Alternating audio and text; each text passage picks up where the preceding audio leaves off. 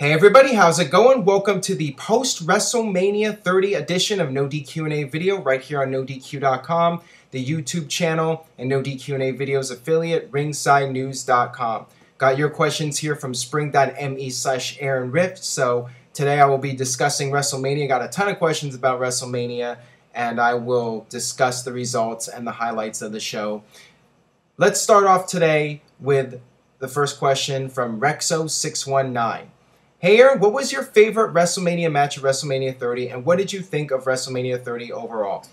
First off, I wanted to address the streaming on the WWE Network. This was the first WWE pay-per-view to air live on the network, and I felt that overall it was a success. There was a brief issue during the pre-show where the audio quality was poor, but beyond that, I had no major issues. Actually, there was one. During the main event, the picture froze and my Roku completely crashed and it had to reboot. But besides that, everything went fine and I was happy with the overall experience. Now, regarding WrestleMania 30, definitely one of the most noteworthy WrestleManias in a long time. Certainly a WrestleMania that people will be talking about for many years to come. Overall, I thought it was a great show. Definitely a thumbs up. I felt that the Daniel Bryan story was told perfectly. The Daniel Bryan Triple H match was excellent. No complaints about that match. Loved the intro with Triple H coming out. And I felt that that was a really strong match. He had the crowd heat. The final match of the show, really well done.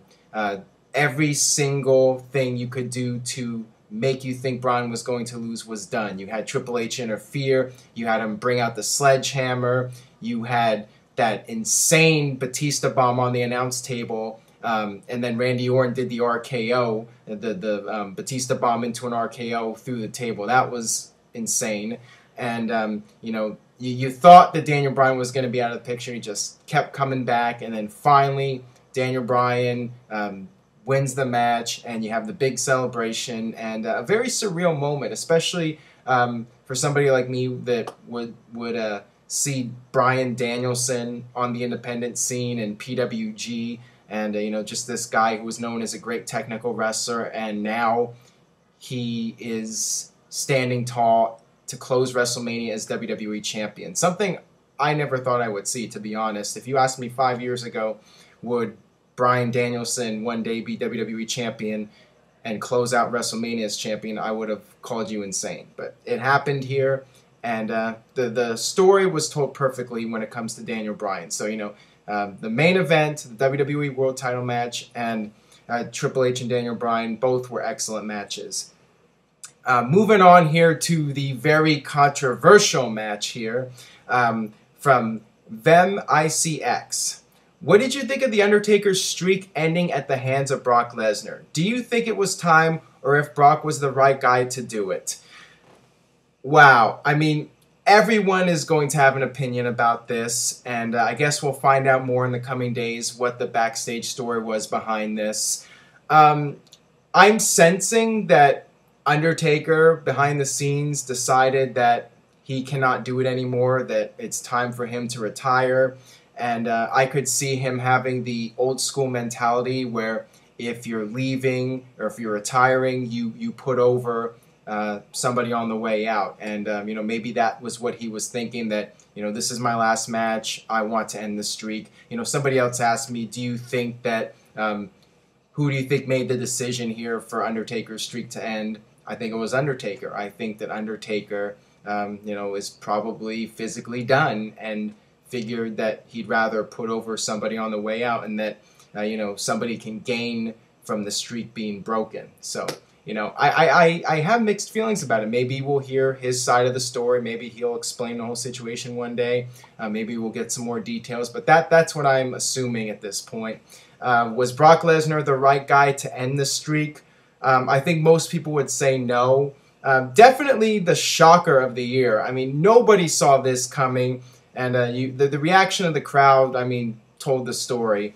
And the thing about this match was that it wasn't all that good. The match was very slow-paced, nothing to it. Every Undertaker match you've ever seen, just without the crowd heat. I mean, nobody really bought into the idea that Brock Lesnar could end the streak. You know, the submission holds, the near falls, the crowd just wasn't reacting. And, you know, I'm sure part of it was the crowd being burned out from, you know, after 3 or 4 hours, you start to get tired. But, you know, I don't think people saw Brock Lesnar as a serious contender. And I think a lot of people in that crowd figured, oh, you know, Undertaker will beat Brock Lesnar and then he'll be facing Sting or whatever next year's WrestleMania. So I think everybody just came to this conclusion that Undertaker was going to win here. And when it didn't happen, when Brock won, I mean, everybody was in complete shock. I mean, I couldn't believe it. I thought that there was something weird going on. I mean, there's no way Brock Lesnar, of all people, is ending the streak. You know, a lot of people also aren't happy about it because he's a part-timer. But like I said, I mean, it might have just been time from Undertaker's viewpoint that, you know, he needs to step away and it's time to retire, and he wanted to put somebody over on the way out. So, I mean, that could be it. And I'm sure people will be questioning this decision for years to come. You know, a lot of people felt that if Undertaker's streak was going to end, it should have ended to somebody who was going to be the future of the company and a full-timer. And obviously Brock Lesnar is a part-timer, but you know, you can always do Brock Lesnar versus Daniel Bryan now. And, you know, Brock Lesnar will be around. It's not like he's disappearing again, and, you know, he'll still be making appearances. He still has time left on his contract. Just, you know, right now I am just so overwhelmed. I don't even know how to think about this right now. I'm sure my opinion will change over time, and, you know, we'll just have to wait and see how it plays out. I am just in complete shock over the whole thing. And this one comes from K. Tisk for Ruthless. With Undertaker losing, do you think that that was his last match because he looked like he could go another year with John Cena? I think that that's it for Undertaker. I would be shocked if he wrestles another match. I think that there's no need for him to continue now. And the thing about this match, too, was, you know, like I said, it was very slow-paced, and it could just be that Undertaker's body can't handle it anymore. He just can't physically do it, even one match a year. You know, it's just weird because a lot of people were expecting, you know, this weekend Sting was at the WrestleCon, and he hinted something at WrestleMania 31. He said the number 31 was his favorite number, and that got a lot of people talking.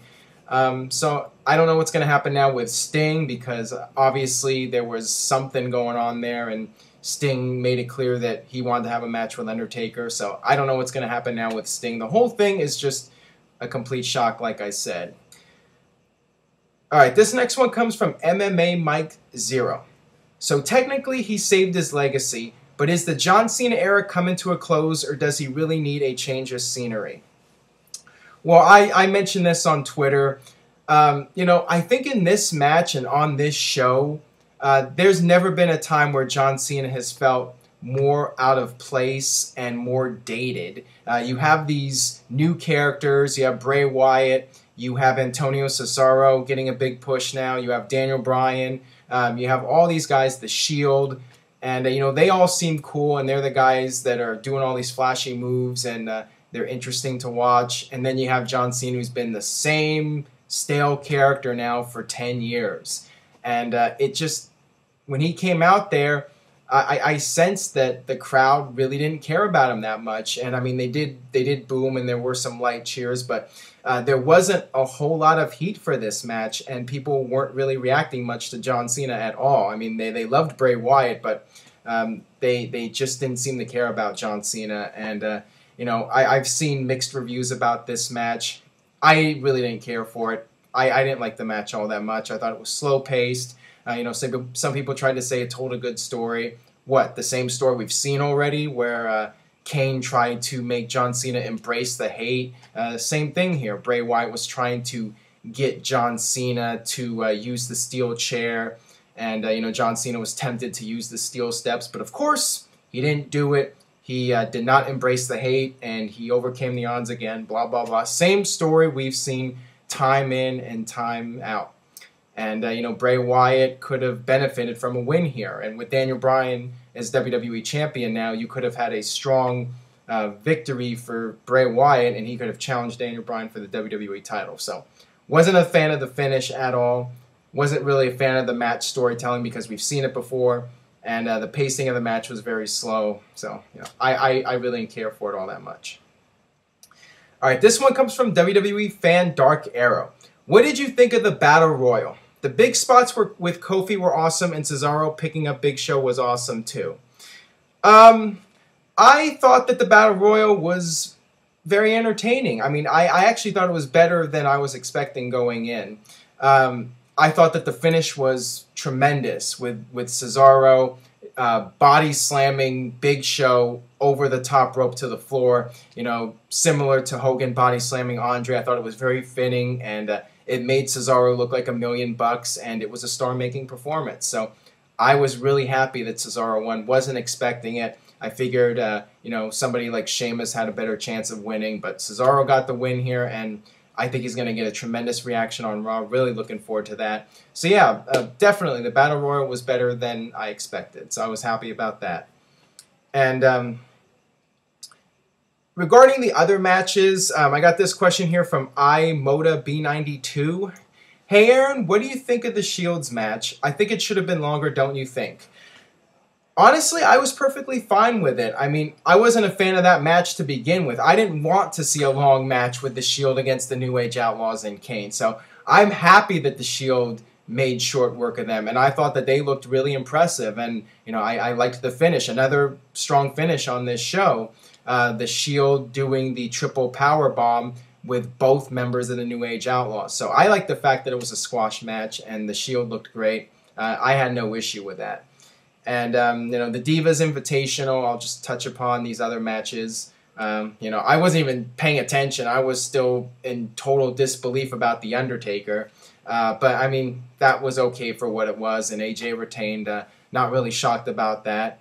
So, yeah, overall, the WrestleMania card. Oh, I did want to mention the beginning of the show with Hulk Hogan, Steve Austin, and The Rock. I thought that that was a perfect way to utilize those guys, and, you know, it was an awesome moment, another surreal moment on this pay-per-view to see those three guys, arguably the three biggest draws in the modern era of WWE since it went national. You know, it was something I never thought I would see, those three guys standing in the ring together at WrestleMania. I thought that that was really cool, great way to start off the show.